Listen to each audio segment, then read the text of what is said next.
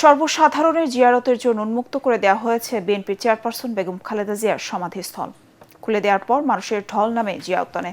কুরআন তেলাওয়াত, দোয়া মোনাজাতের মাধ্যমে বেগম খালেদা জিয়ার রুহের মাগফিরাত কামনা করছেন বিএনপির নেতাকর্মী ও সর্বস্তরের সাধারণ মানুষ। এদিকে চেয়ারপারসনের গুলশান কার্যালয়ে দলের স্থায়ী কমিটির সদস্য সালাউদ্দিন আহমদ সাংবাদিকদের জানান, খালেদা জিয়া শুধু বাংলাদেশের নয়, সারা বিশ্বের নির্যাতিত নিপীড়িত মানুষের নেতৃত্বে পরিণত হয়েছেন। এছাড়া খালেদা জিয়ার প্রতি মানুষের ভালোবাসা বিএনপিকে আরও শক্তিশালী করবে বলে মন্তব্য করেন দলটির মহাসচিব মির্জা ফখরুল ইসলাম আলমগীর। বিস্তারিত দেখুন মুশফিকুর রহমানের রিপোর্টে।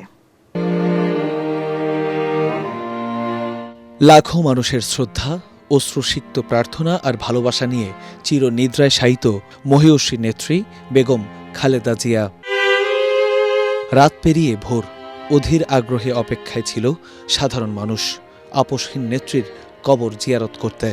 আমি সোজা যাব কবরস্থানে, মাটিগুলো ছুঁয়ে দেখব, মাটিটা গায়ে মাখবো, ওখানে যতক্ষণ খুশি বসে থাকবো। আমরা খুবই মর্মাহত, এমন একজন দেশনেত্রী হারিয়ে আমরা খুব আপ্লুত। শুধু মনের টানে যেটু জিয়ারত করব। বেলা 12টার দিকে উন্মুক্ত করে দেওয়া হয় জিয়া উদ্যানের শহীদ প্রেসিডেন্ট জিয়াউর রহমান ও বেগম খালেদা জিয়ার সমাধিসৌধ।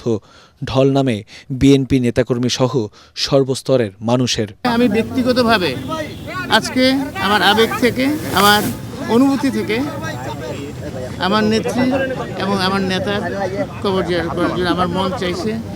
সেই জন্য আমি সকালে ঘুম থেকে উঠেই এটাই প্রথম এরাদা করেছি এবং এখানে চলে এসেছি। অশ্রুসিক্ত নয়নে দুহাত তুলে প্রিয় নেত্রীর জন্য দোয়া করেন নানা স্থান থেকে আসা মানুষেরা।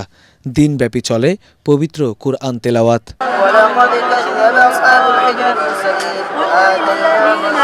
আমরা সিলেট মৌলভীবাজার থেকে এসেছি। আমরা নেত্রীর জন্য দোয়া করেছি যাতে আল্লাহ তাআলা ওনাকে ব্যস্ত নসিব করেন।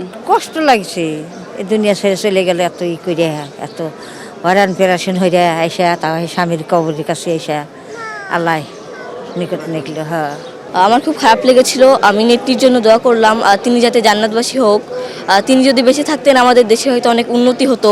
আজকে জিয়ারতের মধ্যে শুধু মনে হচ্ছিল যে আর কোথায় কেউ থাকলো না। তিনি নিজেও একাধিকবার কারাগারে গিয়েছেন, কিন্তু কখনো তিনি গণতন্ত্র প্রশ্নে, মানবাধিকার প্রশ্নে আপোষ করেননি। এদিকে চেয়ারপারসনের গুলশান কার্যালয়ে বিএনপি স্থায়ী কমিটির সদস্য সালাউদ্দিন আহমেদ সাংবাদিকদের বলেন, বেগম খালেদা জিয়ার চলে যাওয়ার শোককে শক্তিতে পরিণত করে বাংলাদেশের মানুষের গণতান্ত্রিক, বৈষম্যহীন, সমৃদ্ধ বাংলাদেশ প্রতিষ্ঠার স্বপ্নকে পূরণ করতে হবে বিএনপিকে।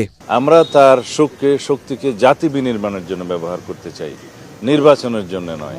তার মনোনয়নের ক্ষেত্রে যেহেতু তিনি ফিজিক্যালি আর নেই, সেজন্য আইনের ভিত্তিতে তার মনোনয়ন এমনিতেই বাতিল ঘোষণা করা হবে। বেগম জিয়ার অবর্তমানে দলের ভারপ্রাপ্ত চেয়ারম্যান তারেক রহমানের নেতৃত্বে দেশের গণতন্ত্র ও সার্বভৌমত্ব আরও সুদৃঢ় হবে বলে মন্তব্য করেন বিএনপি মহাসচিব মির্জা ফখরুল ইসলাম আলমগীর। ম্যাডামের চলে যাওয়ার মধ্য দিয়ে যে জনগণের যে ভালোবাসা তৈরি হয়েছে, মানুষের মধ্যে ইমোশনস কাজ করছে, সেই ইমোশনসগুলো তো নিঃসন্দেহে বাংলাদেশ জাতীয়তাবাদী দলকে আরও বেশি শক্তিশালী করবে। এদিকে জিয়া উদ্যান ঘিরে নিরাপত্তা নিশ্চিতে শক্ত অবস্থানে রয়েছে আইন শৃঙ্খলা বাহিনী।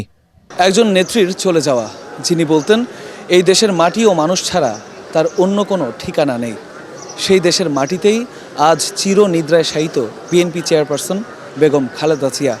তার সমাধিস্থল ঘিরে আজ হাজারো মানুষের বুক ফাটা আর্তনাদ। অশ্রুসিক্ত নয়নে তার রুহের মাগফিরাত কামনা করে দোয়া করছেন মহান আল্লাহর দরবারে। বলছেন তার এই চলে যাওয়া দেশ ও গণতন্ত্রের জন্য অপূরণীয় ক্ষতি। মুশফিকুর রহমান, এটিএন বাংলা, ঢাকা।